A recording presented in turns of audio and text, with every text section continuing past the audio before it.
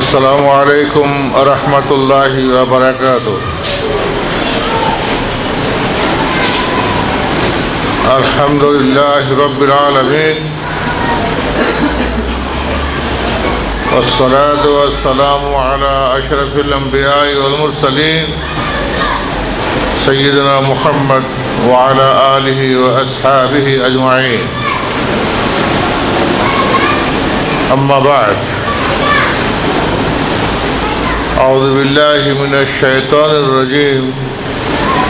بسم الله الرحمن الرحيم. كم من فئة قليلة غلبت فئة كثيرة بإذن الله.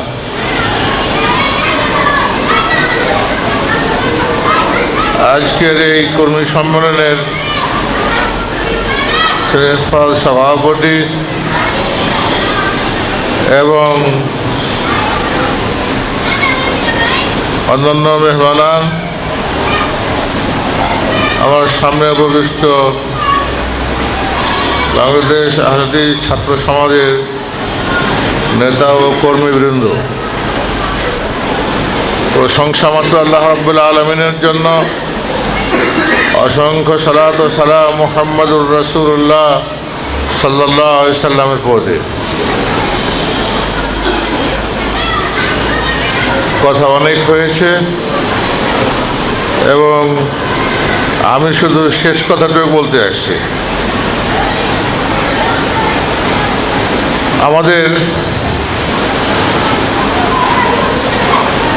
আমরা যারা নিজেকে আহলে হাদিস বলে দাবি করি,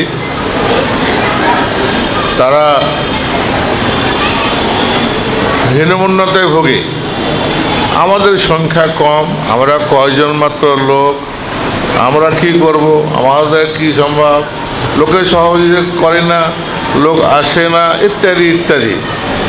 শুধু আমরা নেগেটিভ দিকটাই চিন্তা করি এবং ওই কথাগুলোই বেশি বলি। কিন্তু আল্লাহ পাক রব্বুল আলামিন বলছেন, কাম মিন ফিয়াতিন কালিলাতিন গালাবাত ফিয়াতান কাসীরাতান বিইজনিল্লাহ। ওই যে জালুদের সাথে যুদ্ধ করার জন্য, জালুদের সাথে মোকাবেলা করার জন্য দাউদকে যখন পাঠানো হলো, একটা পরীক্ষা হলো। সামনে একটা নদী আছে, এই নদীর পানি কেউ পান করতে পারবে না। যদি কারোর খুব বেশি প্রয়োজন হয়, এইরকম হাত ডুবিয়ে 1-2 ঢোক খেতে পারে, আর বেশি না। কিন্তু বেশিরভাগ লোক পিপাসিত ছিল, একবারে পেট ভর্তি করে পানি পান করলো। এই নির্দেশটা পালন করলো মাত্র কয়েকজন। নদী পার হয়ে গিয়ে যারা পেট ভর্তি করে পানি পান করেছিল, তারা আর নড়তে পারছে না, ক্লান্ত হয়ে গেছে। বলছে, আজকে লা তাওয়াক্কাত লানা আল-ইয়াওম বিজালুতা ওয়া জুনুদিহি, আজকে আমরা ওদের সাথে যুদ্ধ করতে পারবো না। কিন্তু যাদের মধ্যে ইমানের জোশ ছিল, ইমান যাদের মধ্যে কাজ করছিল, তারা বলল, কাম মিন ফিয়াতিন কালিলাতিন গালাবাত ফিয়াতান কাসীরাতান বিইজনিল্লাহ। অল্প সংখ্যক লোক বেশি সংখ্যক লোকের উপরে জয়লাভ করে, অতএব আমরা তাদের সাথে মোকাবেলা করব। আমরা বলে থাকি, একটু আগেও এখানে বলা হয়েছে, আমরা প্রায় 3 কোটি। জানি না এটা কিসের হিসাব। আজকে আমি 30 বছর কি 35 বছর থেকে শুনছি আমাদের সংখ্যা 3 কোটি। তো 30-35-এর মধ্যে 30-35টা কি বেশি হয়নি? 30-35টা ছেলেও কি যোগ হয়নি এর সাথে? আচ্ছা, অন্যরা যদি নাই করে, তো আমরা যারা আহলে হাদিস জামাতের লোক আর আহলে হাদিস ছাত্র সমাজের লোক, এটা কি আমরা একটা টিম গঠন করে আমরা আহলে হাদিসের জনসংখ্যা কত বাংলাদেশের ভিতরে, এটার একটা সমীক্ষা আমরা তৈরি করতে পারি না? খুব কঠিন কাজ হবে? আমার মনে হয় না। আজ থেকে 30-35 বছর আগেও আমরা 3 কোটি ছিলাম, আর আজকেও 3 কোটি আছি। এই কথাটা লোকে শুনলে তো হাসবে। বলছিলাম যে আমরা একথাও বলে থাকি যে ডাক্তার একটা থানায় 2-3 জন থাকে কি 5 জন থাকে, কিন্তু সেখানে কয়েক লক্ষ লোক বাস করে। একটা ইউনিয়নে হয়তো 1-2 জন ডাক্তার আছে, কিন্তু সেখানে বেশ কিছু কয়েক হাজার লোক বাস করে, লক্ষাধিক লোক বাস করে। তো ডাক্তার চিরদিন কম হয় আর রোগী চিরদিন বেশি হয়। এগুলো হলো ডাক্তার। এরা মানুষের চিকিৎসা করবে, মগজের চিকিৎসা করবে, মনের চিকিৎসা করবে, আকীদার চিকিৎসা করবে, আমলের চিকিৎসা করবে, করে সবকে সচল এবং তারাকে সুন্দর সুস্থ বানাবে। এই জন্য এই চিকিৎসকের দরকার। বলছিলাম আমরা অল্প সংখ্যক হলেও আমরা কিন্তু হীনমন্যতায় ভুগব না, আমরা কাজ করে যাব। একটা কথা মনে করতে হবে, যারা কর্মী আমরা আছি, যারা এই দলের সাথে যোগ দিয়েছি, তারা তাদের সঙ্গে সাথীদের মধ্যে কেউ কাজ কম করে আর কেউ বেশি করে। তো যে কম করে তার দেখা দেখি যে বেশি করে সে যেন হোপলেস না হয়ে পড়ে, সে যেন পিছিয়ে না যায়, বরং যে কাজ কম করছে তাকে উৎসাহিত করে, তাকে আহ্বান করে, তাকে পরামর্শ দেয়, তাকে আরও এগিয়ে নেওয়ার জন্য চেষ্টা করে। এটা করতে হবে আমাদেরকে। আমি বলবো আল্লাহ পাক রব্বুল আলামিন বিভিন্ন জায়গায় বলেছেন কোরআনে পাকে, ওয়া কালিলুম মিন ইবাদিয়াশ শাকুর, অল্প সংখ্যক লোকই শুকরগুজার হয়, আল্লাহ শুকরিয়া আদায় করে থাকে, বেশিরভাগ লোক শুকরগুজার হয় না। এই যে আমরা বস্তুবাদী শিক্ষা আর কি বলা হয় দ্বীনি শিক্ষার কথা বলছি, এখন যারা মাদ্রাসার ছাত্র এরা রাস্তা দিয়ে হাঁটতে পারে, রাস্তা দিয়ে এরা চলাফেরা করতে পারে, সমাজে এরা কথা বলতে পারে। কিন্তু আজ থেকে 60 বছর 65 বছর আগে যখন আমরা লেখাপড়া করি, তখন কি হয়েছিল, আমাদের রাস্তা দিয়ে হাঁটাটা খুব কষ্টকর ছিল। রাস্তা দিয়ে হাঁটতে পারতাম না, রাস্তা দিয়ে চলতে পারতাম না। সবাই টেকাটি পরিগত, ও গেল, এই গেল, মানে ফকির। মাদ্রাসার শিক্ষাটা হলো ফকিরি বিদ্যা। এরা সব ফকির, এরা ভিক্ষা করে খাবে, আমরা ফকির ভিক্ষা করে খাবো। আমার আব্বা ছিলেন দৃঢ়চেতা। আমার আব্বাকে বহু লোক মানে দিয়েছিল, পরামর্শ দিয়েছিল যে তোমার 5-6টা ছেলে সবদিকে মাদ্রাসায় না দিয়ে কাউকে জেনারেল লাইনে দাও, ওরা কিছু করে খাবে। এরা কি করে খাবে? এরা তো ভিক্ষা করে খাবে। যে কি করে খাবে সে দায়িত্ব আমার নয়, লেখাপড়া শেখানোর দায়িত্ব আমার। আমি তাদেরকে লেখাপড়া শেখাবো। কি করে খাবে সেটা আল্লাহ যেভাবে রেখেছে সেভাবে তারা কাজ করে খাবে, আল্লাহ ভরসা। আমরা 5 ভাই আলেম, তার মধ্যে 4 ভাই মদিনা বিশ্ববিদ্যালয় থেকে পড়ে এসেছি। আমাদের সঙ্গে সাথে যারা, আমাদের সমবয়সী যারা কলেজ বিশ্ববিদ্যালয়ে পড়েছে, তারা আমাদের সামনে আসতে পারে না। তারা অনেক নিচে পড়ে আছে, অনেক নিচে পড়ে আছে। ওরা যারা যে কাজ শিক্ষা করলে তারা উন্নত হতে পারবে, পয়সা ইনকাম করতে পারবে, সুখে জীবনযাপন করতে পারবে, তারা অনেক নিচে পড়ে আছে। আমরা কারোর কাছে হাত পাততে যাইনি, লোকেরা আমাদের কাছে হাত পাততে আসে। আমরা 5 ভাই আলেম, 4 ভাই মদিনা ফার্দা।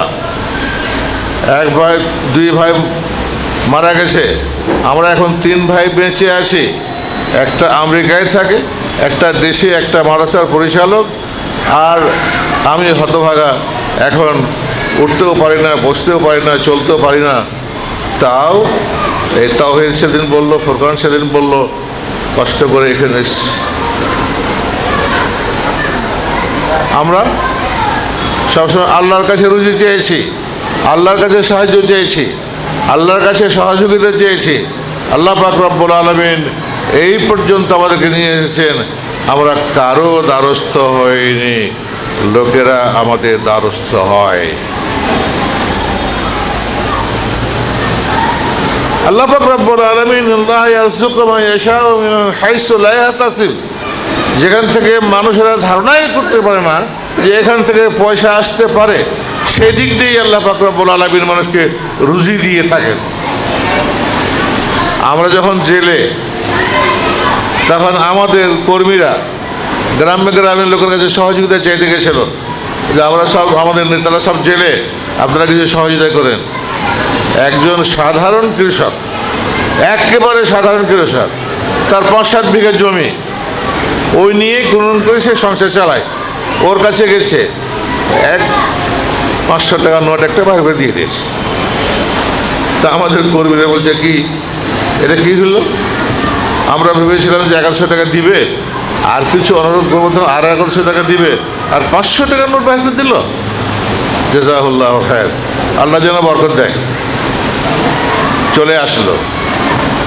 ওই লোকের মিষ্টি কুমড়ার আবাদ ছিল 4 বিঘা। ও যেদিন টাকাটা দিচ্ছে তার 3-4 দিন আগে একটা গ্রাহক আসছে, এসে ওর দাম বলেছে 4000 টাকা, আর ও 4500 টাকা দেয়নি। 500 টাকার পার্থক্য থাকাতে ও লোক চলে গেছে। এই টাকাটা যেদিন দিয়েছে তার থেকে 10 অথবা 12 দিনের মাথায় আরেকটা গ্রাহক আসছে, এটা কুমড়া কার ভাই? বলে আমার। কত দাম নেবেন? বলে আপনি বলেন, আপনি নেবেন? বলে হ্যাঁ। বলে কত দাম বলেন? বলে 14,000 টাকা নেন।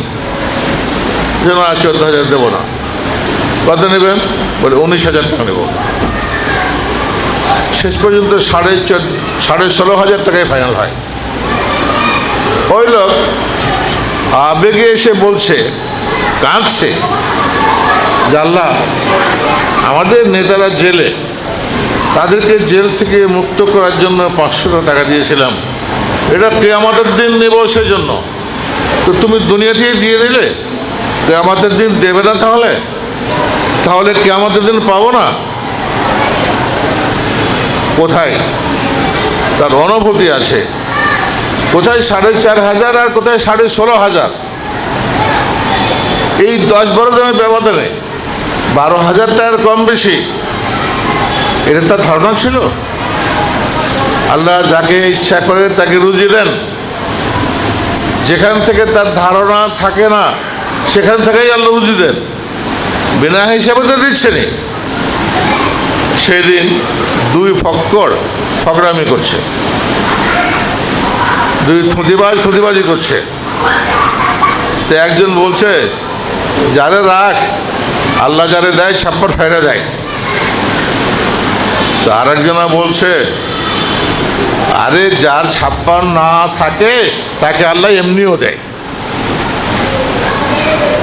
এটা তাওহীদের কথা, এটা আকীদার কথা, এটা ঈমানের কথা। ও হয়তো বুঝে না, কিন্তু আসল ঈমান আকীদা এখানেই।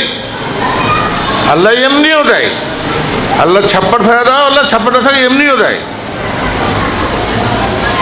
আমরা দুনিয়ার পিছনে না পড়ে যদি পরকালের পিছনে পড়ি, তাহলে রাসূল কারীম সাল্লাল্লাহু আলাইহি সাল্লাম বলছেন, মান কানা লিল্লাহি কানা আল্লাহু লাহু, যে আল্লাহর জন্য নিজেকে অফ করে দিবে, আল্লাহ তার জন্য যথেষ্ট হয়ে যাবে। আমি সম্ভবত 81 সালের মার্চ মাসের দিকে হবে, কি তারও একটু আগে হবে, ফেব্রুয়ারি মাসের দিকে হবে, একটা কনফারেন্সে গেছি। ওটা নওগাঁ জেলার মধ্যে আত্রাই থানার একেবারে পশ্চিম অঞ্চল জগাহাট, ওখানে কনফারেন্সে দুদিনের, ওখানে গেছি। বাড়িতে হিসাব কিতাব ঠিকই ছিল, কিন্তু হিসাব কিতাবটা কেমন করে উল্টে পাল্টে হয়ে গেছে। আমরা ওখানে গেছি, ওই কনফারেন্স সেরে ডক্টর আব্দুল বারি সাহেব ছিলেন না সেদিন, ডক্টর আফতাব আহমদ রহমানী সাহেব ছিলেন। তো ঘুরে আসছি বাড়িতে, আমার আগে দিয়ে আমার শ্যালক, চাচাতো শ্যালক আমার শাশুড়িকে নিয়ে বাড়িতে ঢুকছে, তারপরে বলছে আমি ঢুকছি। বাড়িতে ঢুকে দেখি আমার গিন্নি মেয়েকে কোলে করে নিয়ে বসে আছে, বাচ্চা কোলে করে নিয়ে বসে আছে। বলছে হট, এটা কী হলো? ওটা কী হলো? বলে ওই মেহমান কখন আসলো? কালকে। হিসাব তো এটা ছিল না, হিসাব তো আরও 1 মাস পরে হবে, কিন্তু এইটা কেমন করে হয়ে গেল? যে তাহলে আমাদের হিসাব ভুল ছিল। আমি নাই বাড়িতে, আমি একটাই বড় মানুষ, আর মেয়েগুলো সব ছোট ছোট, ছেলে নাই। এখন কি করবে? ওই পাশে একজন আমার এক বন্ধু ছিল, যে তার ওই চাচিকে ডেকে নিয়ে আসছে। আচ্ছা আপা, আমি তো এটা জানি না। তোর পাশে আর একজন জামাতের ইসলামের নেতার স্ত্রীকে ডেকে নিয়ে এসছে। বলছে আমি তো এগুলো বুঝি না। তো তাহলে ওই যে অমুকখানে একজন নার্স আসে, ওকে ডেকে নিয়ে এসছে, এসে কাজ সমাধা হয়েছে। আমি নাই বাড়িতে, কেউ দেখার লোক নাই। আল্লাহ চালিয়ে দিয়েছে না, মান কান আলিল্লাহি কান আল্লাহ লাহু, যে আল্লাহর জন্য নিজেকে সপরুদ করে দেয়, আল্লাহ তার জন্য সংসারের জন্য যথেষ্ট হয়। আমরা যখন মদিনা বিশ্ববিদ্যালয়ে পড়তাম, তখন আমাদের ওস্তাদরা বলতেন, যে ব্যক্তি দুনিয়ার পিছনে দৌড় দেয় সে দুনিয়াও পায় না, দিনও পায় না। আর যে ব্যক্তি দিনের পিছনে দৌড় দেয়, দুনিয়া তার পিছনে পিছনে দৌড় দেয়। আমি নিজে তার নমুনা, আমি নিজেই তার দলিল। দুনিয়ার পিছনে কোনো ছুটি নেই, দুনিয়ার পিছনে কিন্তু দৌড় দেয়নি, কিন্তু দুনিয়া আমার পিছনে ছাড়েনি, দুনিয়ার পিছনে পিছনে দৌড় দিয়ে এসেছে। রুজির মালিক আল্লাহ।